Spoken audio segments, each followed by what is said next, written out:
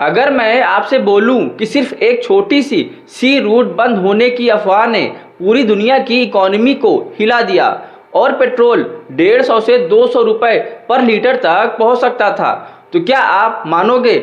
लेकिन सबसे शॉकिंग बात यह है, कुछ ही दिनों बाद ऑयल प्राइसेस वापस नीचे आ गए। तो क्या ऑयल क्राइसिस खत्म हो गया? बिल्कुल नहीं। सच तो ये है कि दुनिया अभी भी एक इनविजिबल ऑयल क्राइसिस के बीच खड़ी है, और अगर एक गलती हुई तो सिर्फ अमेरिका या मिडिल ईस्ट नहीं, इंडिया से लेकर यूरोप और एशिया तक हर आदमी की पॉकेट पर इसका डायरेक्ट असर पड़ने वाला है। आज की वीडियो में हम सिंपल लैंग्वेज में समझने वाले हैं, ऑयल प्राइसेस इतनी जल्दी ऊपर और नीचे क्यों गए, स्ट्रेट ऑफ हॉर्मुज इतना इम्पोर्टेंट क्यों है, इंडिया को कितना खतरा है, और सबसे इम्पोर्टेंट, क्या फ्यूचर में पेट्रोल और डीजल फिर से महंगा हो सकता है। वीडियो एंड तक जरूर देखना, क्योंकि लास्ट में मैं बताऊंगा एक ऐसी रियलिटी जो हर इन्वेस्टर और कॉमन पर्सन को समझनी चाहिए। स्टोरी की शुरुआत होती है मिडिल ईस्ट से।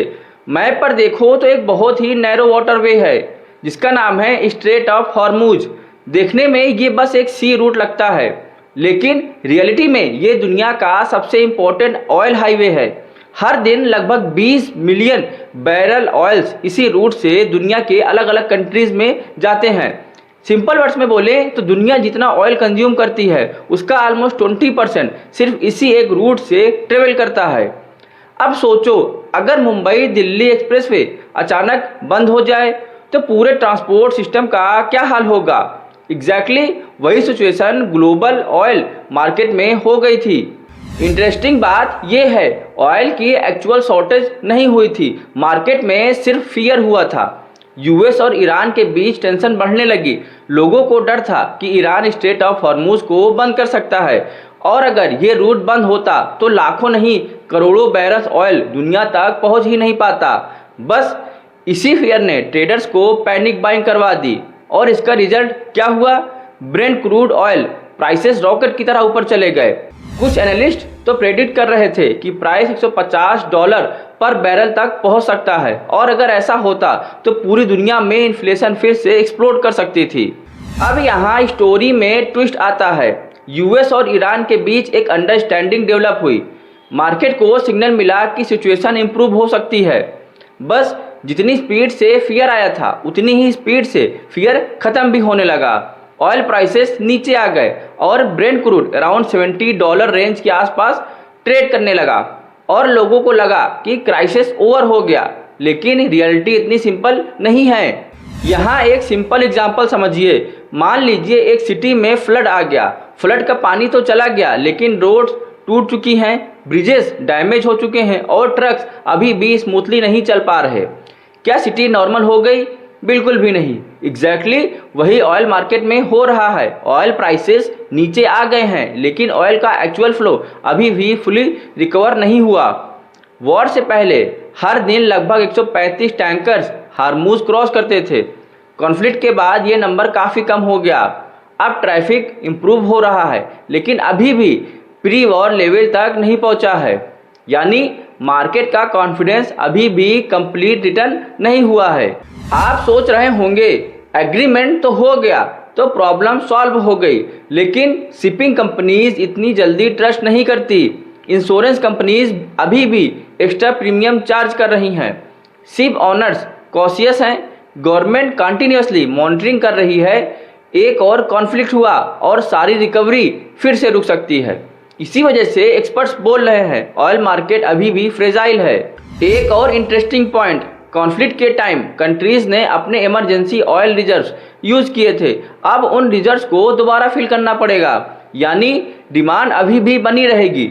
दूसरी तरफ जेट फ्यूल की डिमांड भी काफ़ी स्ट्रांग हो गई है। एयर ट्रेवल रिकवर हो रहा है। इसका मतलब क्रूड ऑयल का प्राइस भले ही नॉर्मल लग रहा हो, लेकिन रिफाइंड फ्यूल मार्केट अभी भी टाइट है, और इसी वजह से एक्सपर्ट बोलते हैं प्राइस और रियलिटी में अभी भी डिफरेंस है। अब बात करते हैं हम सब की। इंडिया अपनी ज़रूरत का 85% से भी ज़्यादा क्रूड ऑयल इंपोर्ट करता है। इसका मतलब ग्लोबल ऑयल प्राइसेस में छोटा सा चेंज भी इंडिया के लिए बहुत बड़ा इम्पैक्ट क्रिएट कर सकता है। Petrol, diesel, flight tickets, transport cost, vegetables, food delivery online shopping और फर्टिलाइजर्स, हर जगह इनडायरेक्टली ऑयल का रोल होता है। इसी क्राइसिस के दौरान इंडिया ने स्मार्ट मूव किया। सिर्फ गल्फ कंट्रीज पर डिपेंड रहने के बजाय इंडिया ने अमेरिका, ओमान, नाइजीरिया और एंगोला जैसे कंट्रीज से भी ऑयल परचेज बढ़ाया है। ये डाइवर्सिफिकेशन फ्यूचर के लिए काफ़ी इंपॉर्टेंट स्टेप माना जा रहा है।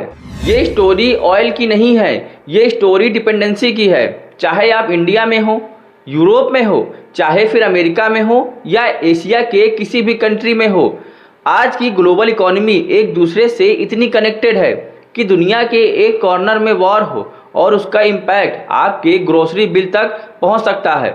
इसीलिए गवर्नमेंट सिर्फ चीप ऑयल नहीं, एनर्जी सिक्योरिटी पर भी फोकस कर रही है। Renewable energy, strategic oil reserves और डाइवर्सिफाइड सप्लायर्स, अब ये सिर्फ इन्वायरमेंटल टॉपिक्स नहीं, नेशनल सिक्योरिटी का पार्ट बन चुके हैं। फ्यूचर में ऑयल प्राइसेस 4 चीज़ों पर डिपेंड करेंगे। सबसे पहला, ईरान कितनी जल्दी प्रोडक्शन नॉर्मल करता है। दूसरा, हॉर्मुज से शिपिंग स्मूथली चलती है या फिर नहीं। तीसरा है, कंट्रीज अपने ऑयल इन्वेंट्रीज कितनी फास्ट रिबिल्ड करती है। और चौथा है, इंडिया और चाइना की डिमांड कितनी स्ट्रांग रहने वाली है। अगर सब कुछ नॉर्मल रहा तो प्राइसेस धीरे धीरे स्टेबल हो सकते हैं, लेकिन अगर डिप्लोमेसी फेल हुई, शिपिंग दोबारा डिस्टर्ब हुई, ये डिमांड एक्सपेक्टेड से ज़्यादा बढ़ गई तो ऑयल प्राइसेस फिर से स्पाइक कर सकते हैं। तो दोस्तों, ऑयल प्राइसेस का नीचे आना ये ज़रूर एक पॉजिटिव साइन है, लेकिन इसका मतलब ये बिल्कुल नहीं कि ऑयल क्राइसिस ख़त्म हो गया। रियल स्टोरीज हेडलाइंस में नहीं, शिप के मूवमेंट, ऑयल इन्वेंट्रीज और ग्लोबल डिप्लोमेसी में छुपी हुई है। और जब तक ये 3 चीज़ें कम्प्लीटली नॉर्मल नहीं होती, तब तक दुनिया का एनर्जी मार्केट भी कम्प्लीटली सेफ नहीं रहने वाला। और याद रखिए, आज के ग्लोबल वर्ल्ड में कभी कभी सबसे बड़ा क्राइसिस वो होता है जो हमें टीवी पर दिखाई भी नहीं देता। अगर आपको ये वीडियो इन्फॉर्मेटिव लगी तो वीडियो को लाइक ज़रूर करिए। कमेंट करके बताइए आपके हिसाब से फ्यूचर में पेट्रोल और डीजल के प्राइसेस बढ़ेंगे या फिर स्टेबल रहेंगे।